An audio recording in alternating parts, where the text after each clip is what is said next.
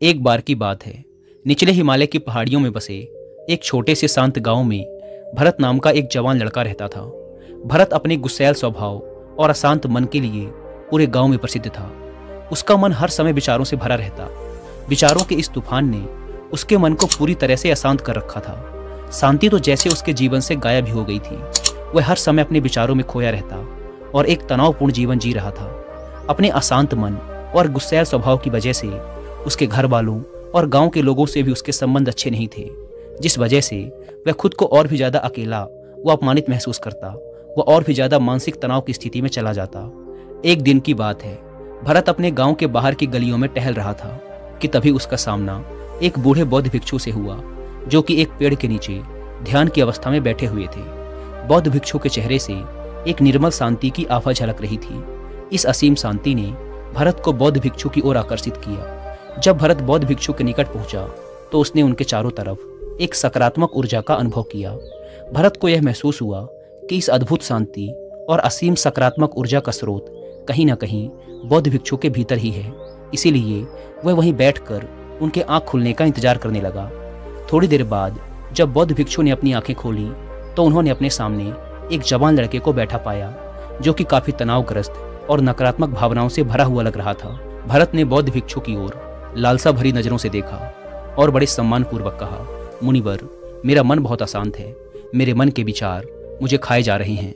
मैं एक क्षण के लिए भी शांति का अनुभव नहीं कर पा रहा हूँ। क्या आप मुझे सिखा सकते हैं कि मैं अपने इस अशांत मन को शांत कैसे कर सकता हूँ?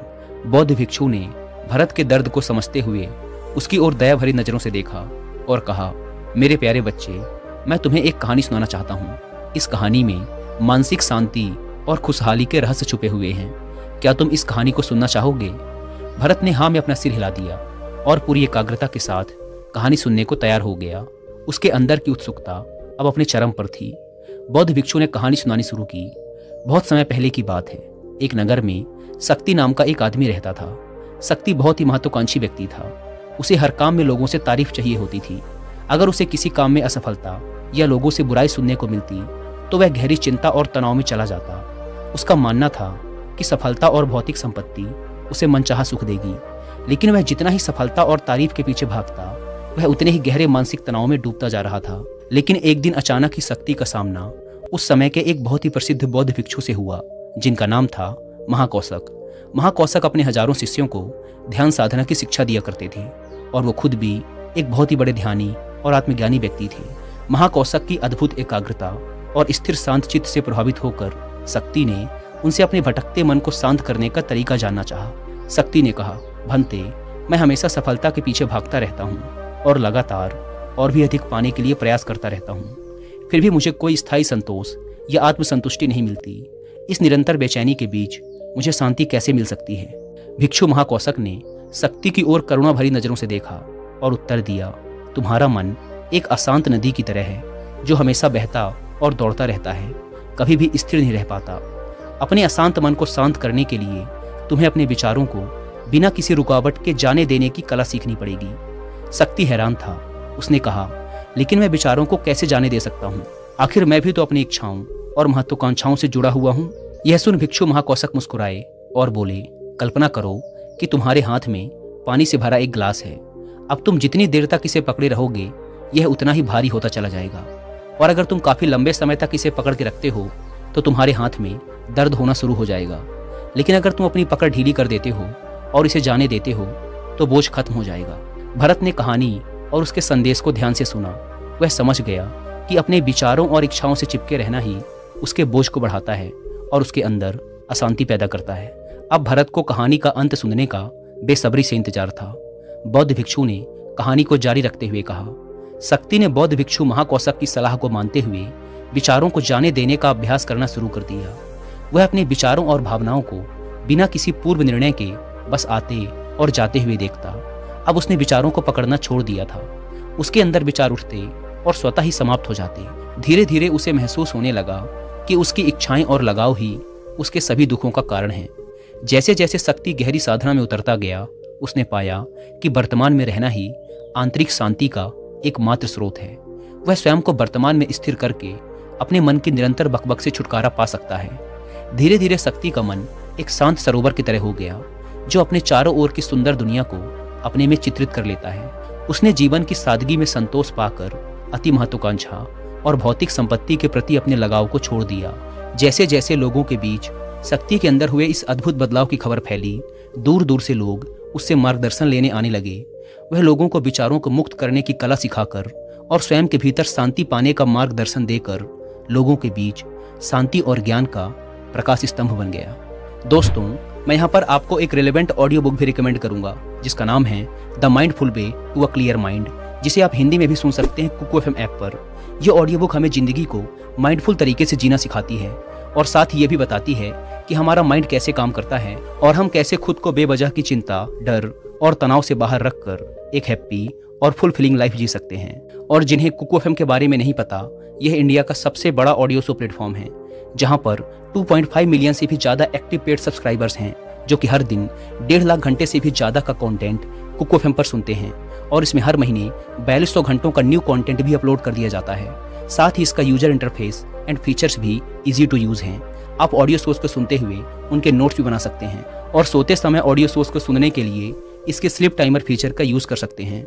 इस प्लेटफॉर्म का मंथली सब्सक्रिप्शन पड़ता है 99 रुपीज़ का, लेकिन अगर आप यूज करते हैं कूपन कोड WI50 तो आपको इसके फर्स्ट मंथ के सब्सक्रिप्शन पर मिलेगा सीधा 50% का डिस्काउंट, यानी ये आपको पड़ेगा 99 की बजाय सिर्फ 49 रुपीज़ का।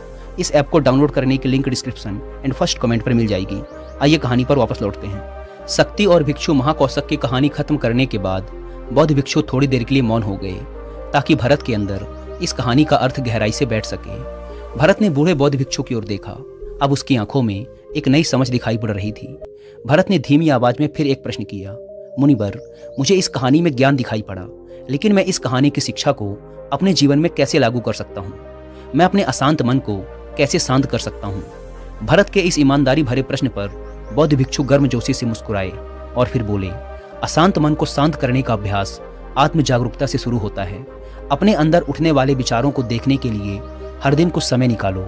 वो भावनाएं जो तुम्हारे मन को उत्तेजित करती हैं उन पर ध्यान दो। देखो कि वो कैसे आते हैं और आकाश में गुजरने वाले बादलों की तरह चले जाते हैं। भरत ने अपनी आंखें बंद कर ली और बौद्ध भिक्षु के बताए अनुसार अपने विचारों का अवलोकन करना शुरू कर दिया। जैसे ही उसने अपने अंदर उठने वाले विचारों पर ध्यान देना शुरू किया, उसे महसूस हुआ कि उसके भीतर चिंताओं, निर्णयों और इच्छाओं की निरंतर धारा बह रही है। केवल इस एहसास ने ही उसे एक अद्भुत शांति का एहसास करवाया। उसे यह भी एहसास हुआ कि वह इन सभी विचारों और भावनाओं से अलग है। बौद्ध भिक्षु ने आगे कहा, जैसे शक्ति ने खुद को हर तरह के लगाव और आसक्ति से अलग कर दिया था, उसी तरह से तुम भी अपने मन को परेशान करने वाले विचारों और भावनाओं को खुद से मुक्त करने का अभ्यास विकसित कर सकते हो। जैसे ही विचार उठें, उन्हें बिना किसी पूर्व निर्णय के स्वीकार करो और फिर धीरे धीरे उन्हें जाने दो और वर्तमान क्षण पर अपना ध्यान केंद्रित करो। लेकिन मुनिवर, भरत ने बीच में ही रोकते हुए कहा, क्या होगा अगर विचार और भावनाएं इतनी मजबूत हैं कि वो बनी रहें और मन को छोड़ने से ही इनकार कर दें?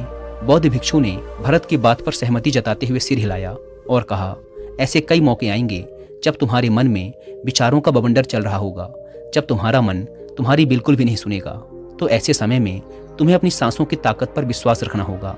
बौद्ध भिक्षु ने एक बार फिर भरत को अपनी आंखें बंद करके अपने पेट के फूलने और पिचकने को महसूस करते हुए अपनी सांसों पर ध्यान केंद्रित करने के लिए कहा। बौद्ध भिक्षु ने समझाते हुए कहा, जब भी तुम्हारा मन उत्तेजित और अशांत हो तो तुरंत अपनी सांसों पर लौट आओ। सांसों की नियमित गति तुरंत तुम्हें वर्तमान के क्षणों में वापस खींच लाएगी और एक शांति का एहसास करवाएगी।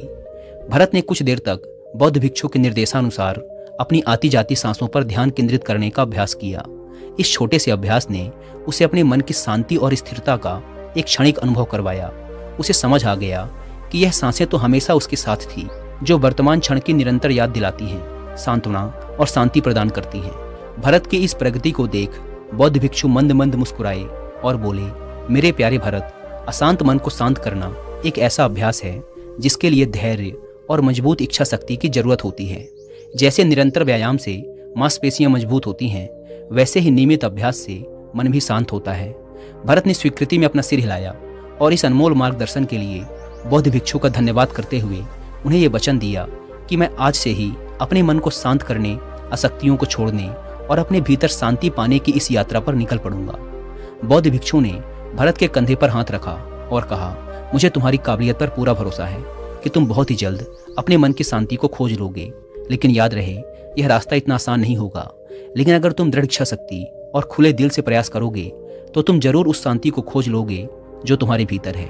उस दिन से भरत ने अपने अशांत मन को शांत करने के अभ्यास के लिए खुद को प्रतिबद्ध किया और हर दिन ध्यान करने के लिए एक अलग समय निर्धारित किया। उसने अपने मन में उठने वाले विचारों को बिना किसी रोक टोक के जाने दिया और अपनी श्वास के माध्यम से खुद को वर्तमान में रखने का प्रयास किया। धैर्यपूर्वक अभ्यास करते हुए समय के साथ भरत ने खुद के अंदर गहन परिवर्तन का अनुभव किया। जैसे जैसे साल बीतते गए, भरत को गांव में शांति और ज्ञान के स्रोत के रूप में जाना जाने लगा। गांव के लोग अपने अशांत मन को शांत करने के लिए भरत के पास मार्गदर्शन लेने आते। भरत ने जीवन की भागदौड़ के बीच दूसरों को आंतरिक शांति पाने में मदद करते हुए बौद्ध भिक्षुओं की शिक्षाओं और आत्म जागरूकता की शक्ति को साझा किया। इसके साथ ही उसने लोगों को अपने विचारों को मुक्त करने और श्वास पर ध्यान केंद्रित करने की कला सिखाई। इस तरह वह गांव काफी फला फूला। वहां के निवासियों ने एक स्थिर और शांत मन के अमूल्य उपहार की खोज की। बौद्ध भिक्षुओं की शिक्षाओं और भरत के द्वारा कराए जा रहे अभ्यास के माध्यम से विचारों को जाने देने और वर्तमान में रहने की कला दूर दूर तक फैल गई, जिसने कई लोगों के जीवन को बदल कर रख दिया। जैसे जैसे और समय बीता, अशांत मन को शांत करने की भरत की यात्रा का एक जोरदार प्रभाव उसके गांव की सीमाओं के बाहर भी फैला। पड़ोस के गांवों और शहरों के लोग जब भरत के इस जादुई बदलाव की कहानी सुनते तो वह उससे सलाह लेने उसके पास चले आते। भरत उन लोगों के लिए आशा की किरण बन चुका था जो अपने मन के बोझ तले खुद को दबा हुआ महसूस कर रहे थे। भरत की शिक्षाएं सिर्फ सामूहिक प्रवचनों और ध्यान सत्रों तक ही सीमित नहीं थी, बल्कि वह रोजमर्रा के कामों को जागरूकता के साथ करने पर ज्यादा जोर देते थे। वह लोगों को याद दिलाते थे कि अपने विचारों और भावनाओं के प्रति जागरूक बनो। तुम दिन भर क्या बोलते हो, आसपास घटने वाली घटनाओं पर कैसी प्रतिक्रिया देते हो, इस पर ध्यान दो। हर एक काम को पूरी जागरूकता के साथ करो। जब भोजन करो तो हर एक निवाले के स्वाद का आनंद लो। जब सूरज की रोशनी में खड़े हो तो उसके किरणों की गर्मी को महसूस करो। लोगों की बातों को पूरे ध्यानपूर्वक सुनो और समझो। ये सभी छोटे छोटे बदलावों ने लोगों के जीवन में चमत्कारिक परिवर्तन ला दिए। भरत की शिक्षाओं से लोगों ने जाना कि जीवन का आनंद और खुशी तो वर्तमान के पलों को जीने में है। दोस्तों, इसी के साथ यह कहानी खत्म होती है। उम्मीद करता हूँ कि आपको इस वीडियो